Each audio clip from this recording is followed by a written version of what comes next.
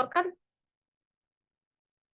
Assalamualaikum warahmatullahi wabarakatuh. Perkenalkan, nama saya Rihadatul Ais dari Prodi Manajemen.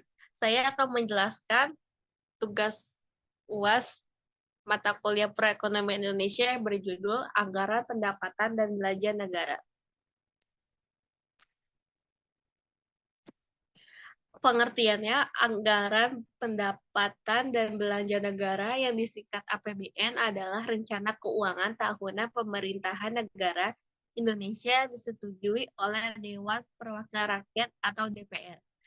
APBN berisi daftar sistematis dan terperinci yang membuat rencana penerimaan dan pengeluaran negara selama 1 tahun anggaran.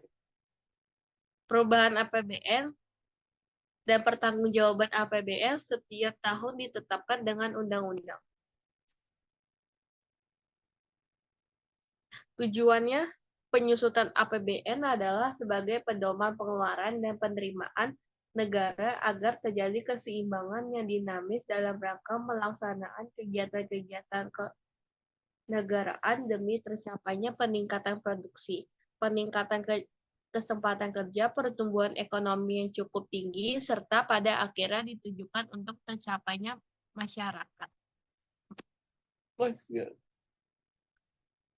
Fungsi yang pertama ada fungsi otorisasi. Mengandung arti bahwa anggaran negara menjadi dasar untuk melaksanakan pendapatan dan belanja pada tahun yang bersangkutan. Kedua, fungsi perencanaan. Mengandung arti bahwa anggaran negara dapat menjadi pedoman bagi negara untuk merencanakan kegiatan pada tahun tersebut. Ketiga, fungsi pengawasan. Berarti anggaran negara harus menjadi pedoman untuk menilai apakah kegiatan penyelenggaraan pemerintah negara sesuai dengan ketentuan yang telah ditetapkan. Keempat, fungsi alokasi. Berarti bahwa anggaran negara harus diarahkan untuk mengurangi pengangguran dan pemborosan sumber daya serta meningkatkan efisien dan efektivitas perekonomian. Yang kelima, fungsi distribusi. Berarti bahwa kebijakan anggaran negara harus memperhatikan rasa keadilan dan kepatutan. Yang keenam, fungsi stabilisasi. Memiliki makna bahwa anggaran pemerintah menjadi alat untuk memelihara dan mengupayakan keseimbangan fundamental perekonomian. Instrumen kebijakan pengeluaran pemerintah ditentukan dengan melihat akibat-akibat tidak langsung terhadap pendapatan nasional.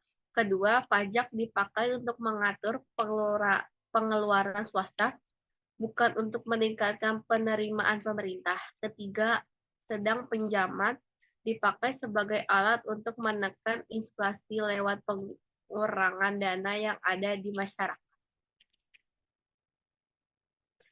Analisis kebijakan fiskal. Yang pertama, menciptakan stimulus fiskal. Menciptakan stimulus fiskal dengan sasaran penerimaan masyarakat yang lebih tepat. Kedua, memperkuat basis penerimaan. Memperkuat basis penerimaan upaya, memperkuat basis penerimaan ditempuh melalui perbaikan administrasi dan struktur pajak. Ketiga, mendukung program rekapitulasi. Upaya untuk program rekapitulasi dan penyehatan perbankan dilakukan dengan memasukkan biaya restrukturisasi perbankan ke dalam APBN. Keempat, mempertahankan prinsip pembiayaan.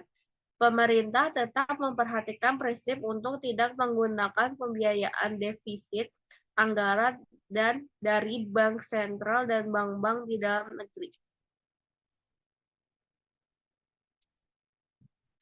Prinsip yang pertama, prinsip anggaran berimbang, yaitu sisi penerimaan sama dengan sisi pengeluaran. Defisit anggaran ditutup bukan dengan mencetak uang baru, melainkan dengan pinjaman luar negeri.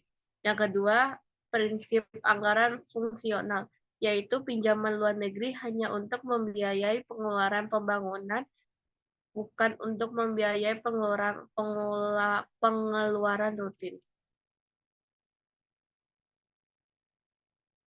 Pendapatan negara. Yang pertama, produk domestik bruto, jumlah nilai dan jasa yang dihasilkan masyarakat suatu negara selama 1 tahun. Yang kedua, pendapatan perseorangan, jumlah pendapatan yang diterima oleh setiap orang dalam masyarakat.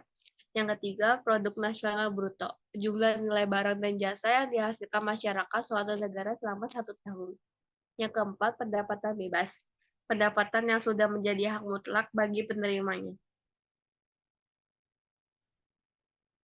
Belanja negara. Yang pertama, belanja pemerintah pusat adalah belanja yang digunakan untuk kegiatan pembangunan pemerintah pusat yang dilaksanakan baik di pusat maupun di daerah.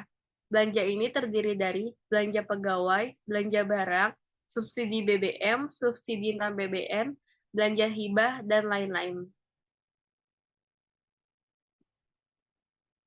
Yang kedua, belanja pemerintah daerah adalah belanja yang digunakan untuk kegiatan pembangunan daerah yang kemudian akan masuk dalam APBD daerah yang bersangkutan. Belanja daerah terdiri dari dana bagi hasil, DAU atau dana alokasi umum, DAK atau dana alokasi khusus, dan dana otonomi khusus seperti Aceh dan Papua. Sekian dari saya, kurang lebihnya mohon maaf. Wassalamualaikum warahmatullahi wabarakatuh.